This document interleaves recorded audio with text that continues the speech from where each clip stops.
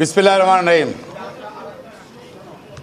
Supreme court আইনজীবী সমিতি কর্তৃক আজকের আয়োজিত সাংবাদিক সম্মেলন, এই সাংবাদিক সম্মেলনে উপস্থিত হওয়ার জন্য সকল সাংবাদিক ভাই বোনদেরকে নিকট কৃতজ্ঞতা জানাচ্ছি। সুপ্রিম কোর্ট আইনজীবী সমিতির পক্ষ থেকে কৃতজ্ঞতা জানাচ্ছি আমার আইনজীবী বন্ধুদেরকে। এখানে উপস্থিত আছেন অনেকেই উল্লেখযোগ্য আছেন। আমাদের সিনিয়র অ্যাডভোকেট জনাব মহসিন রশিদ আছেন, মামুন মাহবুব আছেন, হ্যাঁ কোচি ভাই আছেন, তারপর আমাদের আছেন সম্রাট সাবেক নির্বাচিত সদস্য জাকির হোসেন, সদ্য কারায় নিযুক্ত ব্যারিস্টার জাকির হোসেন, সদ্য জাস্ট গতকাল মুক্তি পেয়েছে এই স্বৈরাচারের ইয়ে থেকে। হ্যাঁ, আশেপাশে আরিফ আছে, হ্যাঁ জুলফিকার আছে, বারের ভাইস প্রেসিডেন্ট আছে, কে জালাল আহমেদ আছে, ট্রেজারার কামাল আছে, হ্যাঁ আমাদের সিনিয়র সাবেক সভাপতি আসাদুল্লাহ সাহেব আছেন, মির্জা আল মাহমুদ সাবেক নির্বাচিত, আরও অনেকেই আছেন এখানে আছেন, আরও অনেকেই আছেন। তাদের নিকট কৃতজ্ঞতা জানাচ্ছি আজকে সাংবাদিক উপস্থিত থাকার জন্য। প্রিয় ভাই বোনেরা, গতকাল বাংলাদেশ আবার নতুন করে স্বাধীন হয়েছে। প্রথমে আমরা এই আন্দোলনে, বৈষম্য বিরোধী আন্দোলনে যেসব ছাত্রছাত্রী ভাই বোনেরা গ্রেপ্তার হয়েছে, হত্যা করেছে, শহীদ হয়েছেন, যেসব সাধারণ মানুষ হত্যা করেছে, শহীদ হয়েছেন, তাদের প্রতি আমরা তাদের স্মরণ করছি এবং আত্মার মাগফিরাত কামনা করছি। আমরা দাবি করছি যাদেরকে হত্যা করেছে খুনি স্বৈরাচার একনায়ক সরকার শেখ হাসিনা, তাদেরকে জাতীয় বীর হিসাবে আখ্যায়িত করার জন্য অফিসিয়ালি আমরা দাবি করছি। পাশাপাশি এই আন্দোলনে যেসব ছাত্ররা, বিশেষ করে সমন্বয়করা আন্দোলনের নেতৃত্ব দিয়েছেন, শত নির্যাতন নিপীড়নের পরও তারা কিন্তু আন্দোলন থেকে পিছপা হন নাই, একচুলে বিচ্যুত হন নাই, জাতিকে মুক্ত করে তারা ছেড়েছেন। তাদের নিকট কৃতজ্ঞতা জানাচ্ছি, যাই তাদেরকে স্মরণ করবে। এই নতুন প্রজন্ম যারা ছাত্রছাত্রী, তারা মুক্তিযুদ্ধ করতে পারে নাই, মুক্তিযুদ্ধ দেখে নাই, ইতিহাস শুনেছে, মুক্তিযুদ্ধ কী এবার তারা নিজেরা করে দেখিয়েছে দেশকে মুক্ত করে। প্রিয় ভাই বোনেরা, এখন স্বৈরাচার নাই, একনায়ক নাই, নতুন করে বাংলাদেশ সাজাতে হবে। তারা রাষ্ট্রকে দুর্বল করে দিয়েছে, রাষ্ট্রকে অর্থনৈতিক দুর্বল করে দিয়েছে। তারা অনেক ব্যাংকের লাইসেন্স, নতুন ব্যাংকের লাইসেন্স দিয়েছে, আওয়ামী লীগ নেতাদেরকে বসিয়েছে এইসব লাইসেন্স দিয়ে, তাদের মালিক করেছে। পুরাতন ব্যাংকগুলোতে আওয়ামী লীগ নেতাদেরকে চেয়ারম্যান করেছিল এবং তারা বাংলাদেশের সব ব্যাংক লুটপাট করে নিয়ে গেছে। ওদের, আমি বাংলাদেশ ব্যাংকে আহ্বান জানাই, ওদের ব্যাংক অ্যাকাউন্ট থেকে যেন কোনো টাকা পাচার না করতে পারে সেই ব্যবস্থা তারা গ্রহণ করবেন। হ্যাঁ, এরা যেন ব্যাংকার্স অ্যাসোসিয়েশনের সভাপতি একজন, কি নাম জানি, নজরুল ইসলাম সহ এরা যেন কোনো ব্যাংক থেকে টাকা উত্তোলন না করতে পারে, সেই জন্য বাংলাদেশ ব্যাংকে এক্ষুনি ব্যবস্থা নেওয়ার জন্য দাবি জানাচ্ছি। ওদের অ্যাকাউন্ট ফ্রিজ করার জন্য দাবি জানাচ্ছি। প্রিয় ভাই বোনেরা, আজকে এই মুহূর্তে আমাদের আন্দোলনকামী অনেক ছাত্র, অনেক যুবক, সাধারণ মানুষ, রাজনৈতিক নেতা জেলে আছে। তাদেরকে জামিনের কথা বলেছে রাষ্ট্রপতি, কিন্তু জামিন না, শুধু জামিন না, ফৌজদারি কারচুপিদের 494 ধারা অনুযায়ী সরকারের নির্বাহী আদেশে সকল রাজনৈতিক মামলা, সকল এই ধরনের মামলা প্রত্যাহার করতে হবে এবং তাদের মুক্তি দিতে হবে। শুধু জামিনে দিলে হবে না, আবার তো হাজিরা দিতে হবে, মামলা চলবে। সুতরাং নির্বাহী আদেশে সরকারের ক্ষমতা আছে সেকশন 494-এ এই নির্যাতিত ওদের সকল মামলা প্রত্যাহার করতে হবে, মুক্তি দিতে হবে এবং এখনই মুক্তি দিতে হবে আজকালকার মধ্যেই। প্রিয় ভাই বোনেরা, গত 16 বছর এই সরকার টিকে ছিল বিচার বিভাগকে নিয়ন্ত্রণ করে এবং লক্ষ লক্ষ মামলা ভুয়া মামলা করেছে, গায়ে মামলা করেছে এবং এই আন্দোলন সংগ্রামও লক্ষ লক্ষ লোকের বিরুদ্ধে মামলা মিথ্যা হামলা করেছে, ছাত্রীর মিথ্যা হামলা করেছে। অনেকেই জেলে আছে, তাদের ইমিডিয়েটলি মুক্তির ব্যবস্থা গ্রহণ করবেন আশা করি। আর গত 16 বছরে এই সুপ্রিম কোর্ট সহ অনেক জায়গাতেই অনেক বিচারপতি তাদের শপথ অনুযায়ী বিচার করেন নাই, তারা রাজনীতি করেছেন এখানের মধ্যে।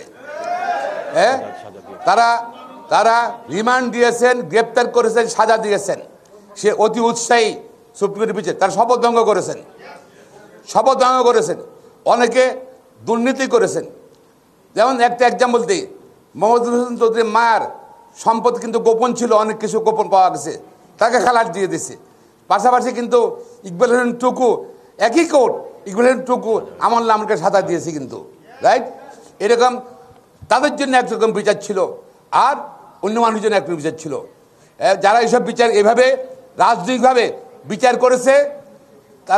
করেছে এবং রাজনীতি মাথায় নিয়ে বিচার করেছে, শপথভঙ্গ করেছে, আমরা দাবি জানাচ্ছি আপনারা বিচারে হওয়ার অনুপযুক্ত।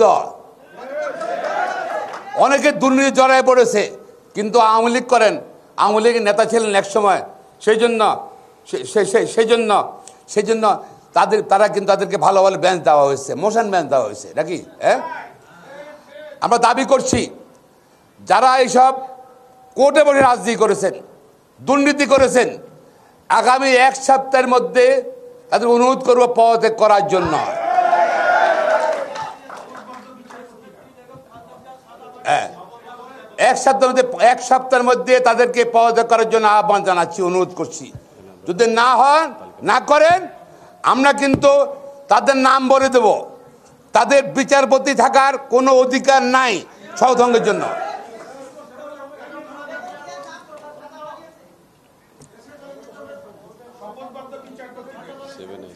আপনারা আওয়ামী লীগ করবেন কোর্টে বসে বিচারপতি হয়ে, আওয়ামী লীগের বিচারপতি হয়ে বিচার করবেন রাজনৈতিক নেতা কর্মীদের, তা হবে না।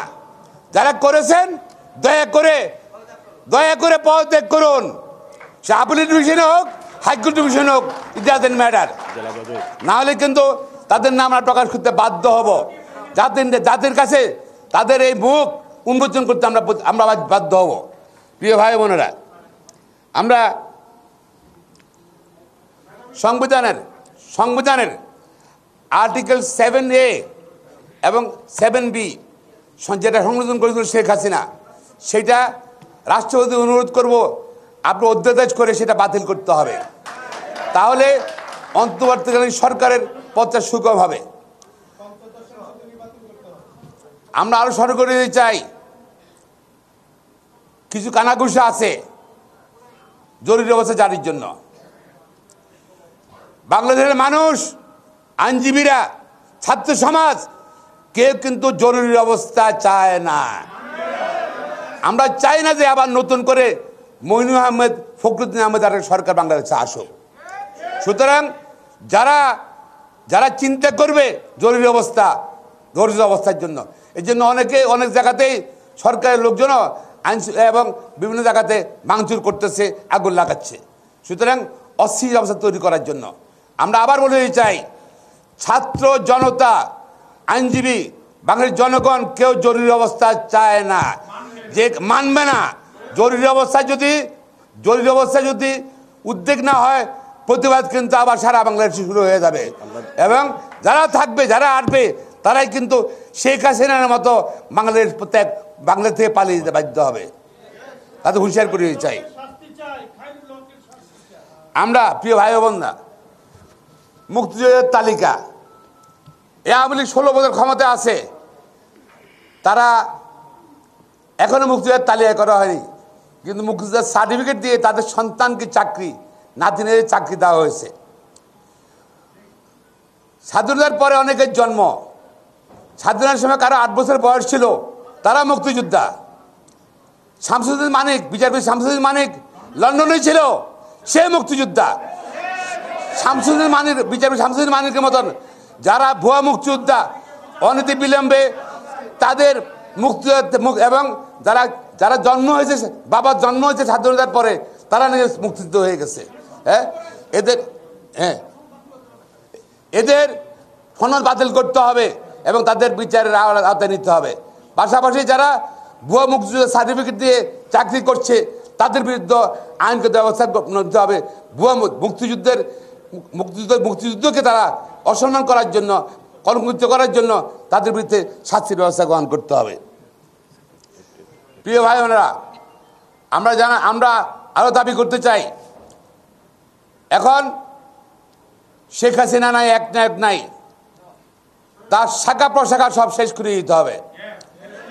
সুপ্রিম কোর্টে অ্যাটর্নি অফিসের কর্মকর্তা সকলকে পরিবর্তন করতে হবে অনতিবিলম্বে, এবং জেলা পর্যায়ে প্রসিকিউশন যারা পিপি যারা আছে, জিপি সহ এপিপি যারা আছে, তাদেরকে অনতিবিলম্বে বাতিল করতে হবে আগামী 2 সপ্তাহের মধ্যে।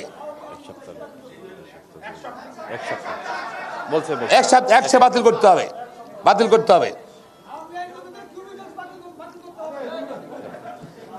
পাশাপাশি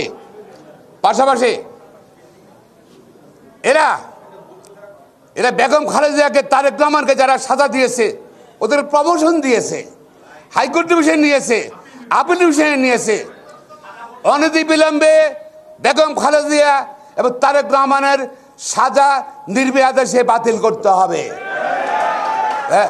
পাশাপাশি যারা এই রাজনৈতিক বিচার করেছে, তাদেরও শাস্তির ব্যবস্থা গ্রহণ করতে হবে। প্রিয় ভাই বোনেরা, ঠিক আছে, আমরা বলতে চাই, বাংলাদেশের জনগণের সঙ্গে ভারতের জনগণের সম্পর্ক রাখতে চাই। আমরা এই খুনি সরকার যে হাজার হাজার লোককে হত্যা করেছে, এই সরকার নাকি আগরতলা চলে গিয়েছে পালিয়ে, এই ভারতে আছে। আমরা ভারতের জনগণকে আহ্বান জানাতে চাই, সরকারকে আহ্বান জানাতে চাই, তাকে গ্রেপ্তার করুন, এবং আমাদের সঙ্গে ভারতের বন্দি বিনিময় চুক্তি আছে, অনতিবিলম্বে শেখ হাসিনাকে এবং তার বোনকে বাংলাদেশে প্রেরণ করুন এবং তাদেরকে বিচারের আওতায় আনতে হবে।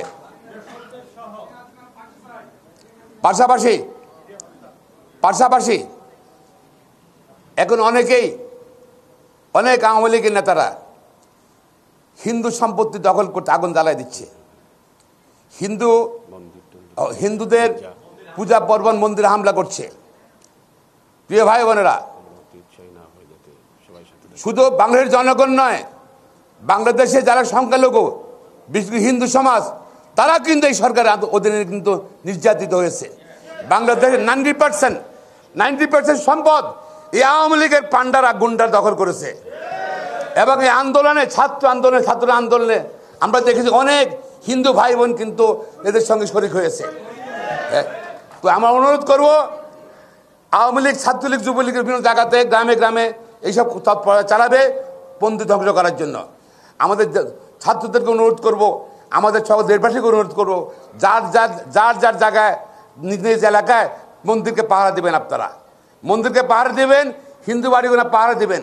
তারা কিন্তু আমাদের মতো নির্যাতিত হিন্দুরাও, এবং সংখ্যালঘুদের কোনো ক্ষতি যেন না হয় সেটা কিন্তু দেশবাসীর দায়িত্ব নিতে হবে।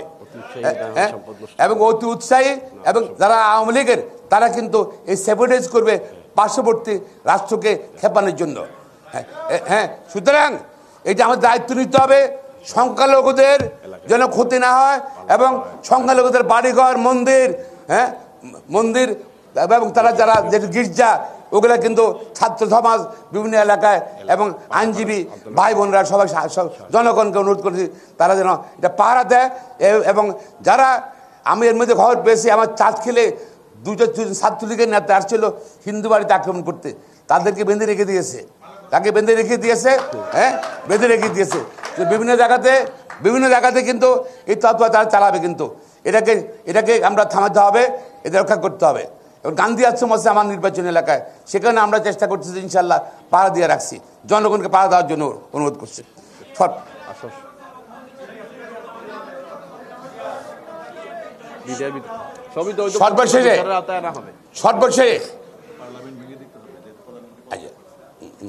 আর সর্বশেষে আমি আবার বলছি, এই পার্লামেন্ট ভেঙে দিতে হবে।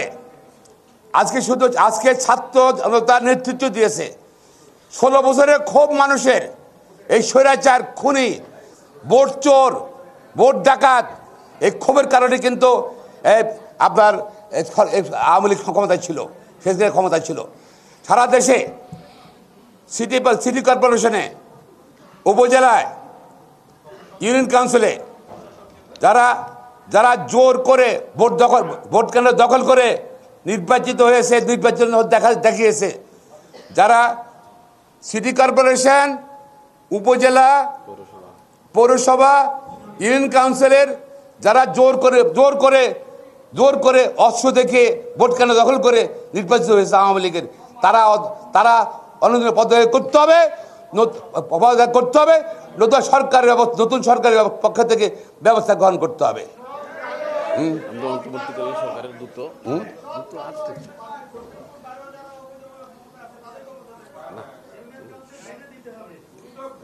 সারা বাংলাদেশ যে যেখানে আছে, জোর করে বসে আছে ভোট ছাড়া, তারা সবাই চলে যেতে হবে, তাদের জায়গা বাংলাদেশে নাই। আর সুপ্রিম কোর্ট এটা আমাদের জাতীয় সম্পদ, আমরা এখানে প্র্যাকটিস করি, এটা রাষ্ট্রের একটা অঙ্গ, বিচার বিভাগ। আমরা চাই শক্তিশালী বিচার ব্যবস্থা চাই, আমরা চাই লেজুর ভিত্তিক বিচার ব্যবস্থা চাই না। বিচারক নিয়োগের নীতিমালা করে দিতে হবে, আইন করে দিতে হবে অনতিবিলম্বে। হ্যাঁ, এবং নির্বাচন কমিশনার যারা আছে তাদেরকে দুর্নীতির জন্য এবং অবৈধ নির্বাচন অনুষ্ঠান করার জন্য তাদের বিরুদ্ধে আইনগত ব্যবস্থা করতে হবে, তাদের পদত্যাগ করতে হবে। দুদকে যারা আছে শুধু আওয়ামী লীগের পক্ষে রাজনৈতিক মামলা তার পরিচালনা করছেন, তারা পদত্যাগ করতে হবে, তাদের বিচারে আনতে হবে। হ্যাঁ, এবং বাংলাদেশে নাকি একটা কি মানবাধিকার কমিশন আছে, সেটা কোনো নির্জীব, এটা কোনো শক্তি নাই, কথা নাই, প্রাণ নাই। সবাইকে পদত্যাগ করতে হবে মানবাধিকার কমিশনের। এবং তারা যে অপরাধ করেছে যে মানবাধিকার কমিশনের কোনো সংখ্যা দেয়নি, এখনো ঠিক করতে হবে। আর কত জনগণ হত্যা হয়েছে অনতি বিলম্বে সেই সংখ্যা নিরূপণ করতে হবে। এবং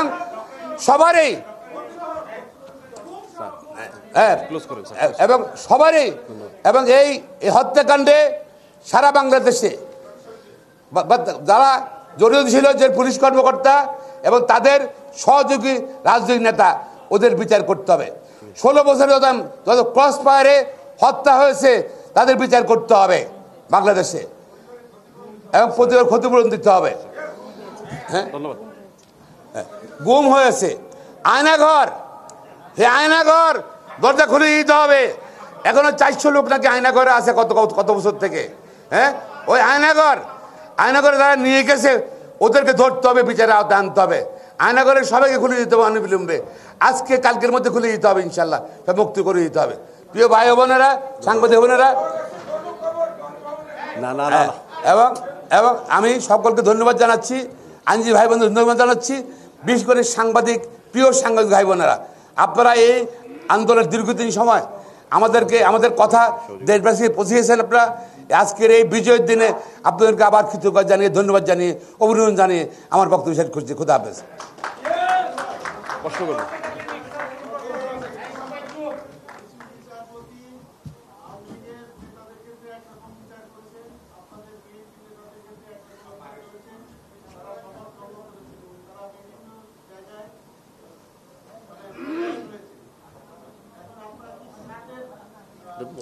আমরা 2 সপ্তাহ পর টাইম দিছি, তো 2 সপ্তাহ পর্যন্ত নাম বলবো, পদত্যাগ না করলে। হ্যাঁ, নাম ঘোষণা করবো।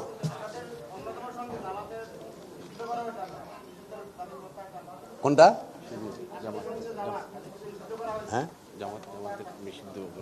চান কিনা? কালকে দেখলাম তো সেনাবাহিনী প্রধান তার রাখছে জামাতে।